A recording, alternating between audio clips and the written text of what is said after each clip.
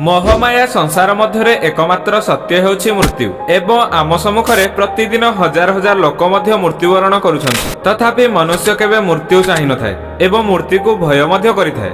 आसंतु जानिबा प्रकृत रे ही मृत्यु कोन। जीवरु आत्मा चली जिबा प्रकृत मृत्यु नुह। मृत्यु हेउछि आपणक भितर थिबा अहंकार, आपणक भितर थिबा क्रोध एवं आपणक भितर थिबा भय हेउछि प्रकृत मृत्यु। संसार रे जे जन्म निये तार मृत्यु सुनिश्चित, किंतु धन्य अटे सीए जी मृत्यु को मध्य सुधारी पारे। आपण माने शुणिथिबे लोक माने कहंती जीवन को सुधारी ने, सेमिति मरण को मध्य सुधारिबा को पड़िथाय। मृत्युर सुधारिबा को नै जणे महान कवि कहिसंती, जदि बंचिबार अछि ताहेले लुण भଳି बंच। लुण खाद्य रे देखा जाए ना सत, किंतु लुण बिना खाद्यर स्वाद आसी नथाय। एमिति मध्य जीवन हेबा दरकार, बाहर को किछि देखे हेबा दरकार नै। किंतु आपण मरिगले जेमिति लोक माने हृदय रु कांदिबे एवं कहिबे केमिति लोक थिला, बहुत बढ़िया। आपणक लाइफ चेंज कला भली गोटिए वाक्य ध्यान दे बुझंतु।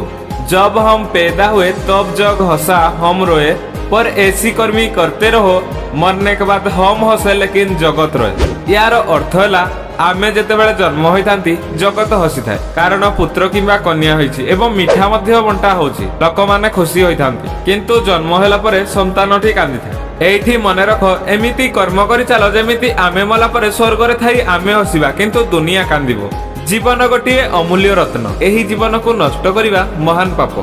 मनुष्य जीवन को परिवर्तन कला भली तीनोटी अमृतवाणी। पॉइंट 1, समग्र विश्व को जय करिबा परिवर्ते तुमे सर्वप्रथमे निजर मन को जय कर। मन को आयत्त करि पारिले तुमे आपे आपे विश्व विजयी होई जिवो। पॉइंट 2, जीवन रे जेतिकी दिन बंची रहुछ अंततः शांति रे बंची रुह।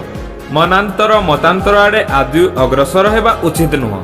एहा को मने रखि पारिले देखिबो तुम जीवन रे अर्धेक समस्या आपे आपे समाधान होई जिवो। पॉइंट 3, ए घोर कलिकाल रे विज्ञानर सस्ता सुख मनीष को एभली अंध करि दिए, मनुष्य सुख परिवर्ते दुख ही निज पाखकु बरण करि आनी थाए।